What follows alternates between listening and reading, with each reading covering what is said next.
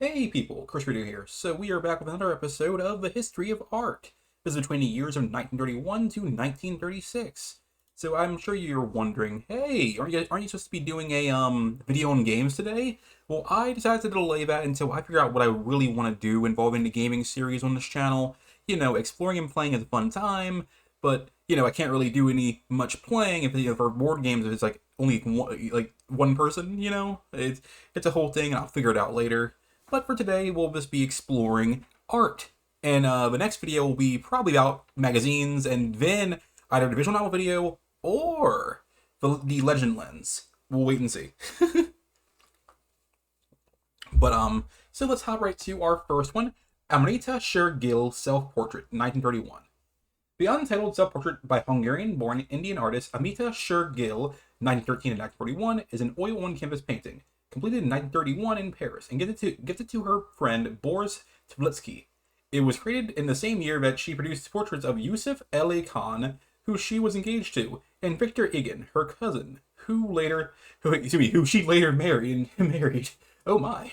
In 2015, it was sold for 1.7 million euros at auction in London. In Shergill's lifetime, 19 were self-portraits, painted in Europe between 1930 to 1934, and two, including one in blue sari, were later completed in India. So we have a bit of a fun historical thing here, is that we have a person who wedded their kin, their cousin in this case. So let's get right to the actual portrait itself. Get nice in there. So let's go all the way down. Let's get a good look here. First and foremost, I really loved what she did with the background. It really feels kind of, how do I say this, mystical to a weird extent. Meanwhile, we have so I do like her line work. The line work is pretty good, but what really catches my gaze is her face. Just the way she's staring. She looks kind of intense. But the thing that really stands out the most is, well, the yellow bonnet. I want to say this yellow headpiece, if you will. It really just captures your eye, and puts it right on her face, which I believe that's the true intent there, even though it's just a portrait. So let's go up to our next one. I also don't expect this to be very long, unlike our usual ones where it was like over an hour sometimes. This will be much shorter. So this is me. It's only my opinions going on here, so it'll be a fun time. So, late visitors to Pompeii. Late visitors to Pompeii. I'm not even going to attempt this with this. Is a 931 painting by Karol Wilnik. It depicts four modern men at the Forum of Pompeii with Mount Vivius, I hope I pronounced that right, in the background. Painting belongs to the Museum Benjamins of Benjun since 1933. It has been interpreted in correlation with the cultural philosophy of Oswald Spengler, who is one of the men in the painting. In themes of civilization crisis in the fiction of Fernand Bodewijk. I can't say Dutch damn names. It's beyond me. One second, let me take a little sip of water here. Lovely. The Dutch painter Karol Wilnik. I'm gonna keep saying the name differently every time I know it. Between 1900 to 1983, was educated in Berlin in 1921 to 1923, and was in his early career involved in Constructivism, an abstract art movement. From the mid-1920s, he turned to figurative painting, taking inspiration from the Italian painters such as Giorgio di Chirico, Carlo Carra, Achille Fiuni, Felice Cosarteri. I hope I pronounced that right. Wilnik's works became characterized by a form of neoclassicism that placed human figures in the realistic landscape and featured classical architecture. Wilnik read the first volume of The Decline of the West by the German philosopher Oswald Spengler in 1919 and it left an impression, on his view of art. Spengler portrayed European painting as undergoing in its terminal phase. Wilnik agreed with Spengler's view. The decline of classical painting corresponded by a decline in culture, but he did not share Spengler's disdain for democracy. How it is sometimes for it. Subject and composition. Late visitors to Pompeii show a scene from the ruins of Pompeii, the Roman city that was destroyed in an eruption of Mount Vivius in 79 AD. In estimated modern times, the location of it is the city's forum, surrounded by the ruins and columns, facing the temple of Jupiter. Behind the temple is a hilly landscape. At its center Mount Vivius, from which a smoke pillar emerges. In the foreground are four men in modern suits, standing on a paved terrace, and each looking in different directions. A bald man with a cigar is identified as Spengler. Is the only person who looks towards the temple ruin, an active volcano. At his feet is a collection of archaeological tools. The man furthest to the left, who looks towards the viewer, is a self-portrait reminiscence of Wilnick's other portrait from the period. According to the painter's widow, Sylvia Wilnick, the other men are also self-portraits. To the left is Wilnick as a young man, in the middle as he imagined himself in his middle age, and to the right is an old man. Wilnick painted Late Visitors to Pompeii with an oil on canvas in 1931. It had dimensions of 92 centimeters by 142 centimeters, 36 inches by 56 inches. Province. In the first years after his collection's Late Visitors to Pompeii was exhibited in Amsterdam, Paris, Arnhem, Groningen, and Rotterdam. It was shown at a group exhibition at the Rotterdamse Kunstwerk in 1933. The same year, the Museum Bungemans van Bunjingen in Rotterdam bought it. The museum director, Dirk Hanemana, was interested in Wilnick's works and made an effort to raise necessary funds. The painting has been part of the various exhibitions, including exhibitions of Wilnick's works at the museum. The Bogens van Bugen in 1999 and 2000. I cannot pronounce these words, man. It's all over the place.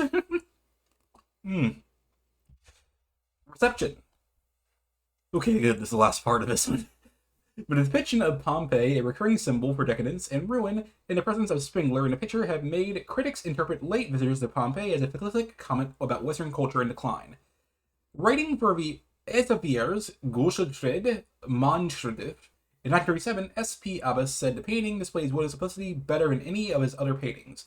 Abbas said the painting uses charms and humor to comment on nature and civilization to portray a moment where time and space have become unstable. The literary scholar Mashvis Sanders wrote in 2005 that Spengler's cyclical view of history, where every culture is born, blooms, decays, and falls, is represented by the combination of imperial Roman ruins and modern men in the same picture. Beginning with the Victor van Gogh in 1947, several critics have associated Late Visitors to Pompeii with works by the writer Fernand Bojvik, who openly based two of his stories on Wilnick's paintings. The Yellow House in a Chateau and Aspagan, Villagott wrote that the theme of life and death expressed the juxtaposition of two time periods in Late Visitors to Pompeii, and influence on Bojvik. Villagott and Sanders wrote that the paintings of volcanoes can be viewed as a symbol for both destruction and regeneration, which Van Gogh connected to Bojvik's Herculean worldview. Sanders argues that the Late Visitors to Pompeii gave direct inspiration to Bojvik's short story Sodom, Mullet van Dus Elu, or Sodom, Morality of the Century, published in the collection of De Winterdank, 1937. Sanders writes that both Late Visitors to Pompeii and Sodom expresses a belief that Western civilization is in crisis, anchored in the cultural philosophy of Spengler's The Decline of the West. That is a lot, and I actually have some opinions here. But first, let's actually get into the actual painting itself. Let's get a view of it here. So, I love the message and the idea that it's based around the decline of Western civilization, where there is a good argument for it, be it societal, economic reasons as to why our societies and cultures are declining. There's a lot of ways to interpret it. Of course, it's all up to yourself. When I see this painting, I feel as if it's rather sad, but it's in a precipice of where it's declining, but you can see things from a modern perspective as well, where, okay, these people are from the modern times where we are, of course, going through a similar thing to the Romans. Well, not that similar, the collapse of a complete society isn't really happening at the moment, but we get to view these things from our lens and be here, but it's one of those things where we're in the moment, if you will. That, wow, we get to see the ruins of one of the most powerful empires on our planet, and we're heading the same way they are. Can we prevent it? Who knows? And we get to see from the perspective of the author, or rather the artist, through the various stages of their life, through the young, middle-aged, and older, it's really intriguing from that perspective too. But let's stop dilly-dallying on this and let's head to the next one. So this one is a longer one. Well, not that long. I picked it because I really liked it. The War, or rather in German, Der Krieg, sometimes known as the Dresden War Treppich. I cannot pronounce that word. Is a large oil and pearl painting by the German artist Otto Dix. I'm a child sometimes. On 4 wooden panels, a Treppich with pedella, or predella. The format of the work and its composition are based on a religious Treppich of the Renaissance, likely by those like those by Matthias Grenoble. I don't know what's up today. Oh boy. It was begun in 1929 and completed in 1932, and has been held by the Galerie Neumeister in Dresden since 1968. It is one of several anti-war works done by Dix in the 1920s, inspired by his experience of trench warfare in the First World War. Okay. Oh boy, it's gonna be a fun time. Dix was an art student in Dresden before the First World War. He was conscripted in 1915 and served in the Imperial German Army as a machine gunner on the Eastern and Western fronts. Oh, look at him. He returned to study at the Dresden Academy of Fine Arts, and then in Italy after the war, he was a founder of a short-lived avant-garde Dresden Secessionist art group, and then supported the post-expressionist New Identity movement. The anti-war art that Dix created after 1920 was inspired by his horrific experiences in the trenches. Before this Treppich, he completed his large anti-war painting The Trench in 1923, which caused great controversy when first exhibited, and he published a portfolio of 50 prints, also entitled Der Krieg, in 1924. Dix became a professor at Dresden Academy in 1927. Started working on the Treppich soon after the 10th anniversary of the end of the First World War. As a reaction to popular public perception of the war as a heroic experience, the painting was first exhibited in the Auburn exhibition of the Berlin Academy of Arts in 1932. Many of Dix's works were condemned as a degenerate art by the Nazi Party, but the Treppich was hidden by Dix and survived. Several of Dix's preparatory cartoons are held by the Hamburger Kunsthalle. The war was purchased by the Galerie Neumeister in Dresden for 500,000 Deutsche Marks in 1968. Description: the Treppich has 3 main panels with a fourth as a supporting panel in the predella. Below the main central panel, the large central panel is a 204 centimeters, 80 inches square. The flanking panels to either side of the same height but half a width, 102 centimeters, 40 inches in each. And the predella below the central panel has the same width but is only 60 centimeters, 24 inches high. From left to right, the left wing depicts a column of German soldiers marching away from the viewer through the fog of war towards the battle in the central scene. The central panel shows a devastated urban landscape scattered with war paraphernalia and body parts, working the themes in his 1923 work, The Trench, and divided like the 16th century Eisenheim altarpiece of Matthias Grenoble, with a living side to the lower left and a dead side to the upper right.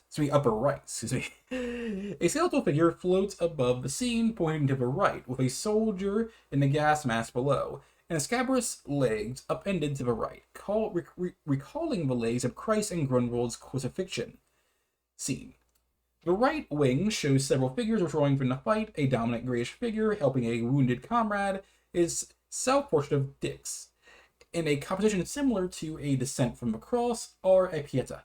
In the predella, several soldiers are lying next to each other, possibly sleeping under an awning, or perhaps they represent the dead in a tomb.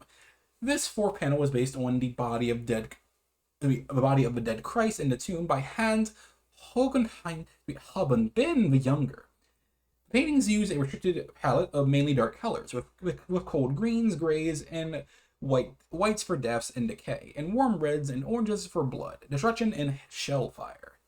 Let's get a good look at the actual thing here. Unfortunately, there is a fellow standing in the way, so that is going to make things a little harder here. I wish they would have took this again, but without the guy being in the way. That would have been a better way of doing this, in my opinion. But hey, what do I know? So seeing this is some really high quality stuff this guy did here. Oh, the picture does not do it justice, I imagine. It does look good though. The anti-war message, especially for a person who's actually in the war, I think something that many people do. Once again, many people do even now is that we glorify war to make it seem it's like this cool thing that we're the victors. It don't matter, but in reality, it leaves so much bloodshed on both sides. It can cause untold destruction, and it's not something that should ever be celebrated. But it's really cool seeing this art piece from somebody that's from the anti-war side who actually fought in the actual war. So let's go here. I will not be reading all of this. This is a lot. I will be reading up to the painting. Pleasure Garden. Not one of those, I promise you. Pleasure Garden, 1932, is a watercolor painting by Francis Hodgkins. When it was rejected as a gift to the Robert McDowell Art Gallery in Christchurch, New Zealand, as a controversy started. Hodgkins, born in New Zealand, had permanently relocated to the United Kingdom in 1927. After she died in 1947, with many prominent British galleries holding her work, there was a desire to have some of her works held by the Robert McDowell Art Gallery. The Canterbury Society of Arts (CSA) organized for some paintings to come to New Zealand on loan, including the Pleasure Garden. The CSA sent Hodgkins' works back, having decided against purchasing any. The artist, Margaret Frankel, organized a fundraising campaign to purchase Pleasure Garden and gift it to the Christchurch City Council. As the owner of the Robert McDowell Art Gallery, it took a year-long campaign before the painting was accepted. With the Auckland City Art Gallery, meanwhile, having offered to purchase the painting... I feel like it just cuts off there. Does me? Frances Hodgkins was born in Dunedin, New Zealand in 1869, and after studying there, she traveled to Europe multiple times before she eventually settling in the United Kingdom. Before eventually settling in the United Kingdom, permanently around 1927. She exhibited extensively in Europe, and in 1940 her work was selected for the 22nd Venice Biennale. Biennale? Something like that. Representing Great Britain, although the event was cancelled because of a declaration of war. Hodgkins died in Dorchester, England, on 13th of May, 1947. 5 years after Hodgkins' death, the British Arts Council mounted a memorial exhibition at the Tate Gallery. Her works is held by a number of public art museums, including Tate in London, who have significant holdings of her works in their collections. The painting. In the summer of 1932, Hodgkins holidayed with fellow artist Hannah Ritchie. That sounds like a very familiar name. At Bridgnorth, Shropshire, on the River Severn. The result of this visit was a number of paintings in watercolors and drawings, including Pleasure Garden and the Enchanted Garden, now in the collection of Sheffield Art Gallery. Tony Green, professor of art history at the University of Auckland, described Hodgkins' work at this time as showing suggestions of Baroque still lifes of the late 20s. In his foreword to the catalogue of the Lefebvre Gallery, if I said that right, retrospective in 1946, critic Eric Newton noted that Hodgkins could make watercolors sing and even make browns look positively rapturous, concluding she could juggle with color orchestrally. Good lord, I cannot pronounce that. Art historian Elizabeth Eastman describes Pleasure Garden as being suggestive of Chinese painting, a subject that has been featured in the art journal Studio. The Summer Pleasure Garden was painted. Eastman also proposed that the statue, an unattended table, curiously placed cloth, and oddly distinct black face gives the painting a surrealist look that could be linked to the painter Chirico. Okay, let's go to the actual painting. Get a good look at this bad boy here.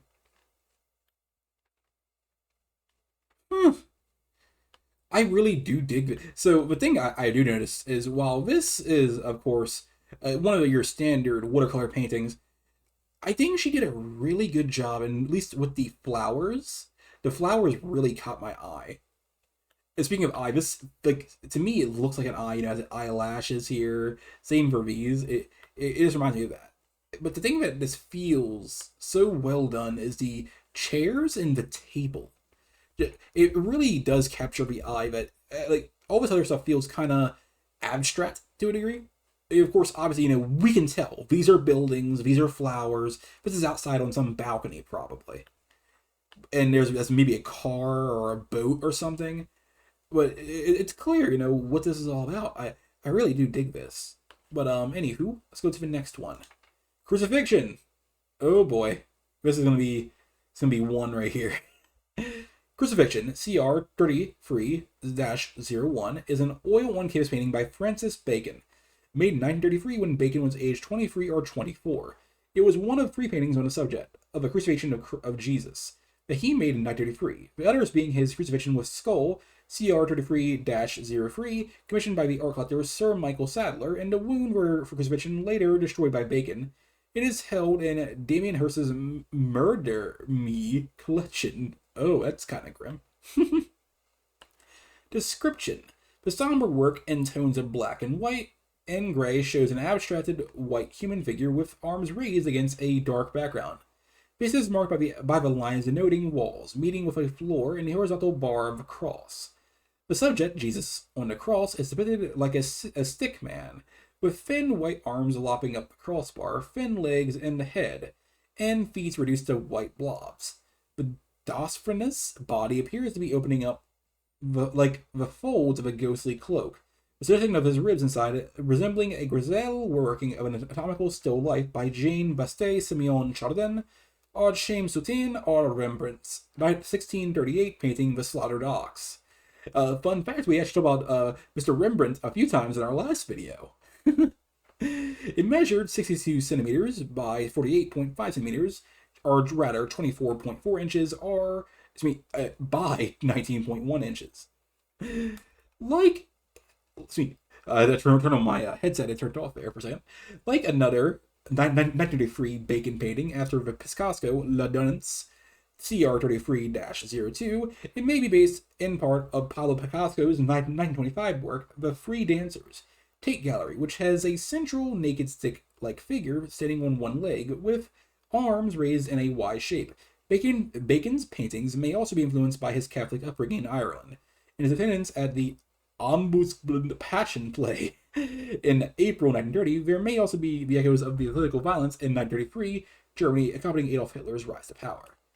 In turn, along with Matthias Grunewald's Eisenheim altarpiece, Bacon's crucifixion influenced Graham Sutherland's 1946 crucifixion for St. Matthew's Church, Northampton, and has been cited as inspiration for Jonathan Denham's in his film 1991, The Silence of the Lambs. That's a big one. I can't wait to hear that one day. It was Bacon's first work to attract public attention, and the first to be reproduced in print when published in Herbert Reed's book, Art Now, an Introduction to the Theory of Modern Painting and Sculpture, 1933. Opposite Picasso's 1929 work, Begnut's Oxbros Lives, female baffer with raised arms, Phoenix Art Museum, Bacon's painting was exhibited at the Mayer Gallery under the title Composition, 1933, and bought by Sir Michael Sadler. Sadler also commissioned a new painting from Bacon. He sent Bacon an X-ray of his skull to be included with the painting, resulting in 1933 work Crucifixion with a Skull, sometimes known as the Gotha. That's kind of grim right there. I like that.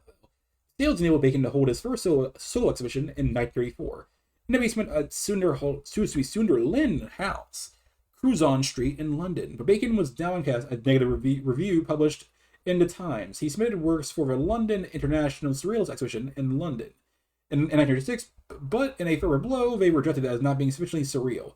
Some of his works were included in the exhibition of young British painters at Thomas Agnew and Sons in 1937.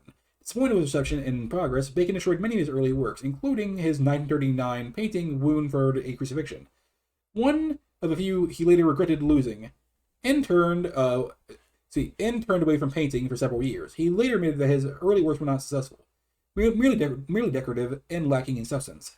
After a dissolute period of drinking, gambling, and love affairs, he returned to painting in 1934 to the theme of the crucifixion, added organic forms inspired by Uchlitz's Asturgia.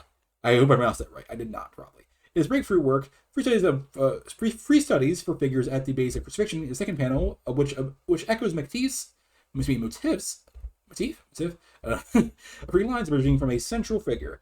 After Settler died in 1943, Bacon's crucifixion was acquired by Colin Anderson after it was exhibited at the Red Fern Gallery in 1946. It is now held in Damien Hirst's Murder Me collection. Someone keeps saying from now on. It is a shame whenever somebody destroys what they've created, no matter what it is.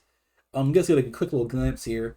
This is really damn well done. I mean, of course, if you told me this is Christ, I would not, believe it at first, but I can see it. Oh man, this is really like grim dark stuff, and I really do like that kind of stuff. Um, Once again, it's going to repeat myself a little bit here. Is that it is a shame that he did destroy the few things he did work on in his very like early work, but it's how it is sometimes, So sometimes we aren't happy with what we had, and we get angry about it. So this is our next one. On the Path to Revolution. On the Path to Revolution, I'm not pronouncing this, is a painting by the Turkish artist Zeki Fik Iser, depicting the Turkish Revolution on the 10th year of the Republic, and an inspiration by Eugene Delacroix's Liberty Leading the People. An unnamed Turkish woman, a reference to Marianne, leads the Turkish flag, stepping on a marble that has the year 1929 carved. Next to her, Mustafa Kemal Atatürk, in his civilian dress, points forward. A child carries a book titled Turkish Language and History, also treading on a firman written in Arabic script, inherited from the Ottoman Empire. On the contrary to the Ottoman dress, the man and woman on the left are in Western wear, symbolizing the hat revolution.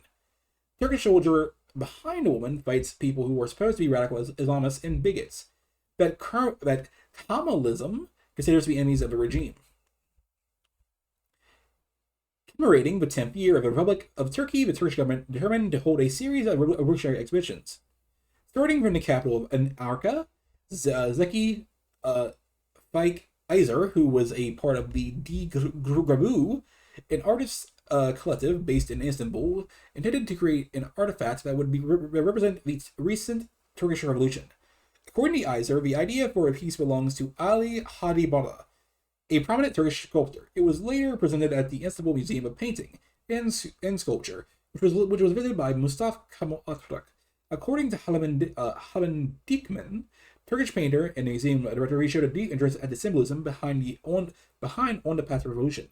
It was criticized among the art community for being an imitation, yet Iser acknowledged that it was inspired by Eugene Delacroix's, and he intended to make younger generation recognize him. He also expressed that he and Delacroix found freedom and presence of the romantic work.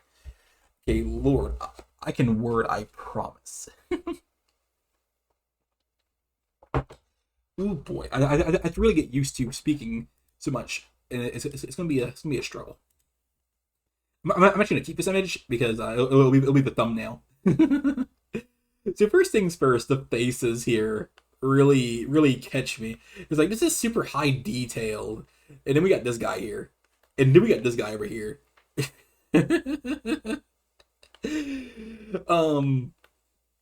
Of course, I believe this to be intentional in some cases, to demonize certain people, because obviously, these are the good people. But then you have these guys who are the bad guys. Like, look at this man's face, man. Speaking on other things here, also, what the fuck is this? This looks fucking freaky. But, yeah, I mean, I get the message. I get what's going on. This is some grade A propaganda, baby. We love that shit. I hope I didn't offend anybody, but this is propaganda, undeniably so. But it's good propaganda. It's solid. In the Magic Mirror. The Magic Mirror is an abstract oil painting produced in 1934 by the Swiss-based German artist Paul Klee. It is now in the collection of the Art Institute of Chicago. Description. It features a blank face on which a vertical line snakes from the top to the bottom, taking a line for a walk. As Klee was wont to say. Okay. In the process, three faces involved In the process, three faces evolve, one looking left and one looking right, and one looking out to the canvas. With two tear-shaped eyes, and below the face is a single isolated black heart.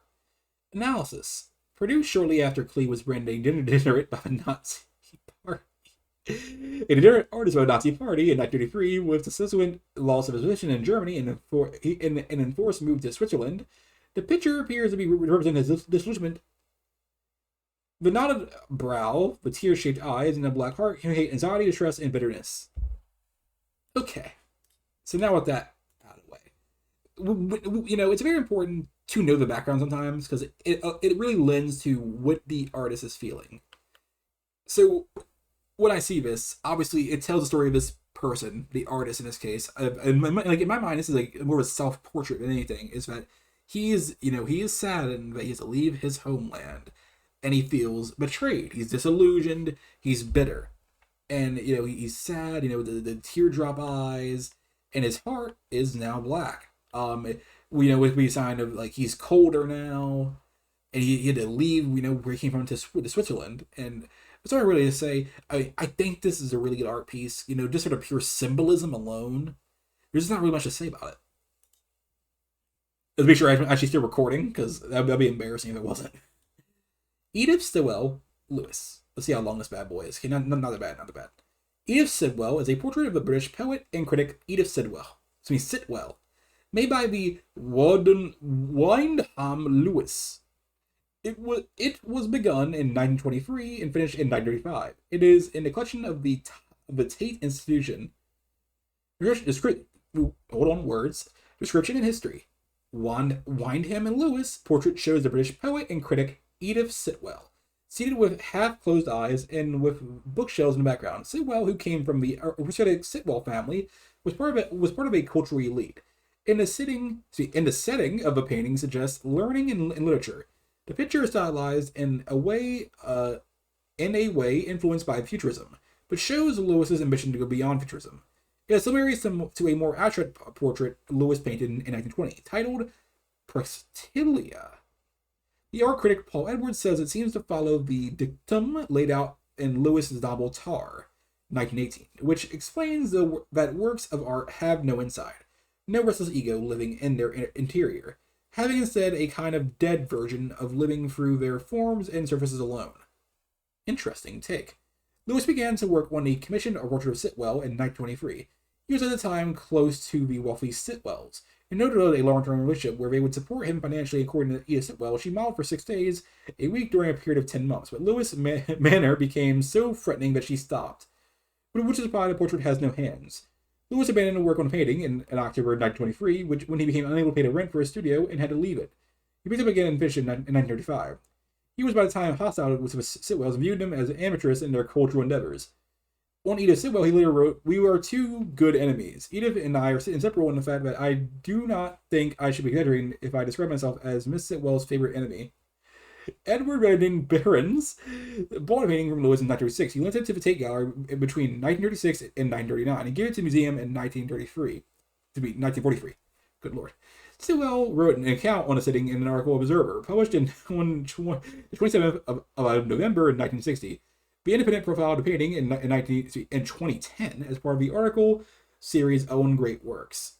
I always like to hear, just these weird things going in the background between an artist and, the person, the art's based upon sometimes, the portraits and such. Those are always intriguing to me. And I actually would not mind making a whole series based around some of that, or, back then drama. I actually know nothing about Edith Sitwell. I know nothing. Nor on her fucking family either. But let's actually see the actual painting here. We can get a little closer just due to the nature of this. This is really well. So first and foremost, the line work on the books and such. Oh man. The thing I do, so yeah, the no hands thing. If Edith was was being a cunt and she just sat there a little bit longer, we'd have some hands here. But I think it really adds to it that she has no hands. Maybe it's cold and she has her hands, in her pockets or underneath maybe a blanket or something. I'm not really sure what's going on here. At least in this general area. You know, she's wearing her dress with an overcoat on here. But I don't really care for her face too much. It feels like her nose is way too long, and her eyes are, you know, of course it could just be the image here. It feels like her eyes are like almost completely closed. I believe it said it was half lidded, but you know I can't really tell here. But in case it's a good painting, very good painting. So this is another bit of a long one. It's not too bad though. Man and woman in front of a pile of excrement. Okay. Let me have a sip of water. Okay. So that title alone is like, wow. Wow. Man and woman in front of a pile of excrement. Homme et femme debut un tas d'excrements is a 1935 oil painting on copper. Oh, by Jean Miró. It is held at the Fundacle Joan Miró in Barcelona. The painting was made on a piece of copper in the week between the 15th and 22nd of October 1935. Miró said the subject resulted from trying to represent the tragedy and torture of the Spanish Civil War. The painting was one of 12 known as the Wild Paintings. Half of these paintings were on copper, whilst the remaining 6 were on a type of hardboard called masonite. These were constructed in the period of public rioting in Spain that resulted in the Civil War. Miró said that this painting was about a period of unease. The painting shows a man and woman reaching out for an embrace, but neither of them are moving. The enlarged genitals and oh, buddy, hold on now. And lurid colorings have been described as full of disgust and loathsome sexuality. The figures represent Miró's pessimism with the situation in Catalonia. The painting has been described as the key painting representing Miró's foreboding about the forthcoming civil war. A cheerio-carcio effect is created by the black sky against which disjointed limbs and figures are highlighted. Miró's choice of the title was to use French and not Spanish. Miró said that the reference to the excrement comes from the saying the Rembrandt, who said that when it came to painting, rubies and diamonds were found in dung heaps. Province. This picture was painted in Mont-Origue del Camp in 1935 and was in the possession of Pilar Giannacio Mario, but now in the permanent collection of the Fundació Joan Miró in Barcelona. Pilar Giannacio had been Mario's wife since 1929, and she was a supporter of his foundation. This painting is kept by Pilar Giannacio Gallery at his foundation.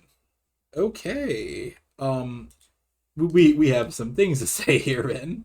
Because okay, first and foremost, that title, wild work. This is very trippy. It feels like something you would like see like when like on an acid trip or maybe some ecstasy.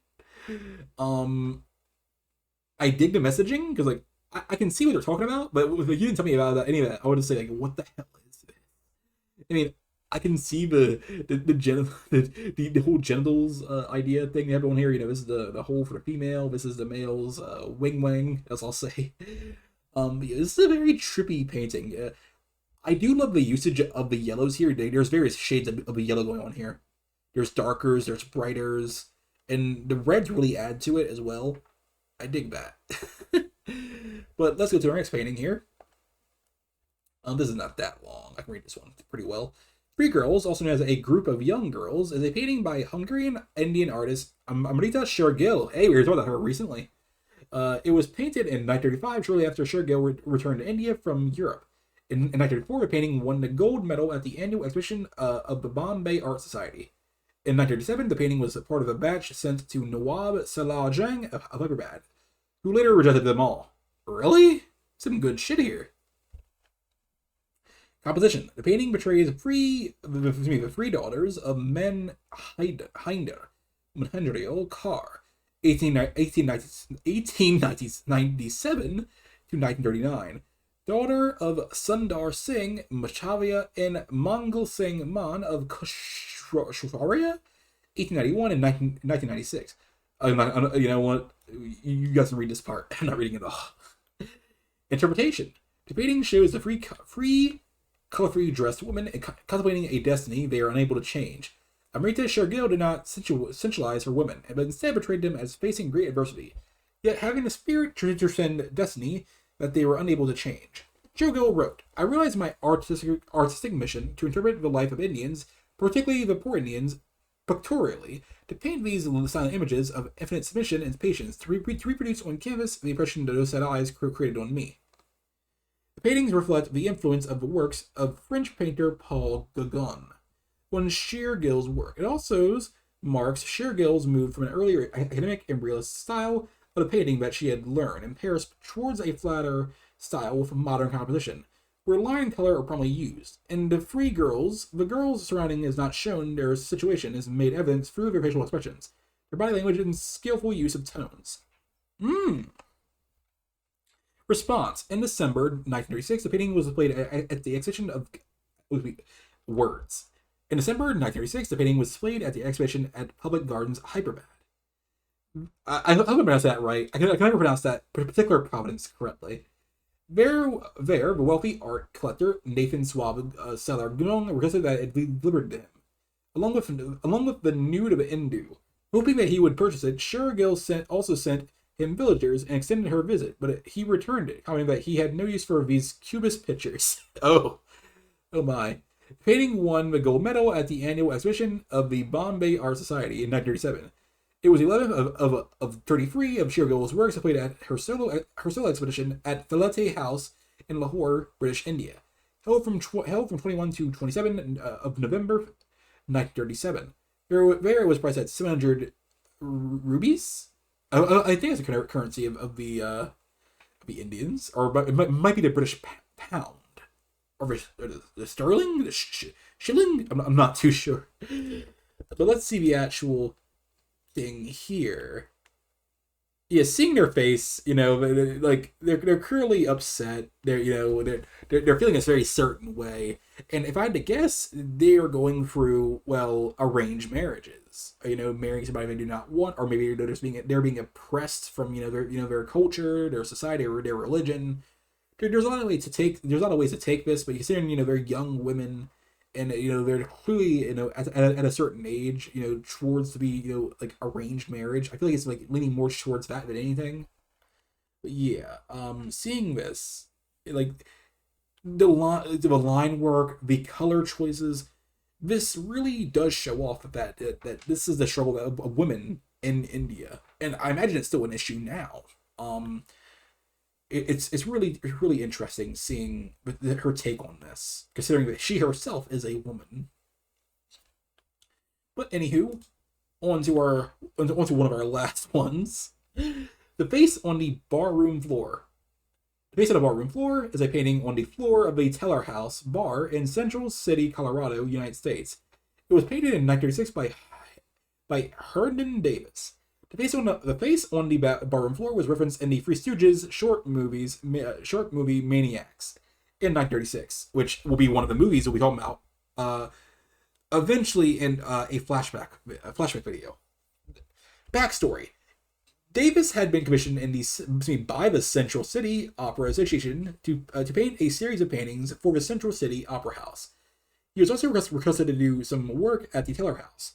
One afternoon at the bar, he became embroiled in a heated argument with Ann Evans, the project director, about the manner in which his work should be executed. The upshot of a fight was that Davis was told to quit, or else he would be fired.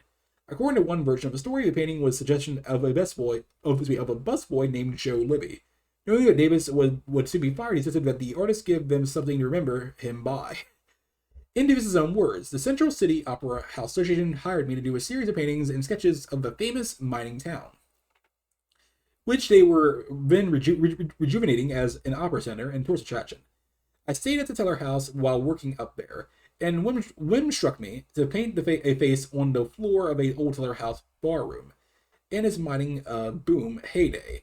It was just such a floor as the ragged artists used in D.R.C.'s famous old poem. But the hotel manager and the bartender would have none of such tomfoolery. That's an old word. They refused me permission to paint the face. Still, the idea haunted me, and in my last night in Central City, I persuaded the bellboy, Jimmy Libby, to give me a hand. After midnight, when the coast was clear, we slipped down there. Jimmy held a candle for me, and I painted as fast as I could. Yet it was 3 a.m. when I finished. Whatever inspiration, Davies did not sign his work. And soon the bar owners chose to capitalize on it. They advertised the painting as that from the poem "The Face on the Barroom Floor" by Hugh Antoine D'Arcy. The other side of a painting is Davis's wife, Edna Juanita Cotter, and Davis Nita. She lived at between 1323 Camelot Street, Denver, Colorado. The Chamber Opera. The Teller House painting was the inspiration for a chamber opera titled The Face on the Barroom Floor by Henry McComb. Okay, let's see here. Oh, that's fucking beautiful. I just love the idea that this bellboy was just holding a piece of wax and just like lighting it up so our boy could paint this. The idea of it is really intriguing. I mean, it is really stupid that the whole house and the director was being such assholes about it, but it happened and they decided to capitalize on what he was doing anyway.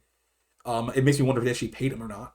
But the actual painting here is just really cool, and I hope in the event that obviously if like this place where like gets like torn down, like they keep this wall and they bring it to some like actual art area, like a museum or something. Let's go on to our last piece of the day. This is a big boy, but first and foremost, water.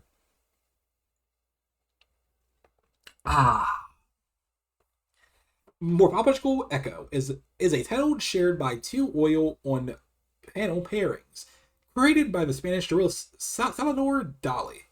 Description: the first of these works was painted between 1934 and 1936 and measures 64 centimeters by 54 centimeters, or rather 25 inches by 21 inches. It depicts a seemingly minimal or architectural setting with several surrealist images and its finer details. In the distance is a wall housing a bell resembling the figure of a woman in bundled skirts. In the distance, towards the center, is a strangely eroded rock form. The most significant element of this image is a small figure in the lower right of a woman running with a large hoop.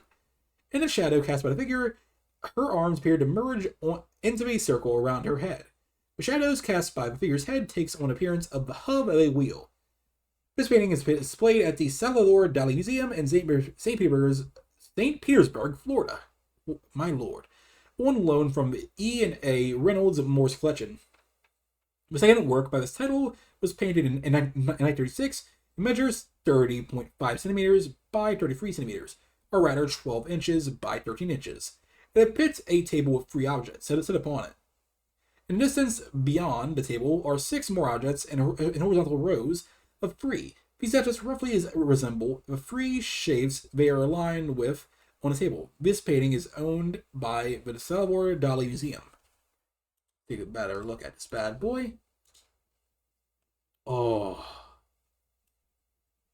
I see what thing by a woman with her hands up and it shows like a hoop thing going on here. Oh man.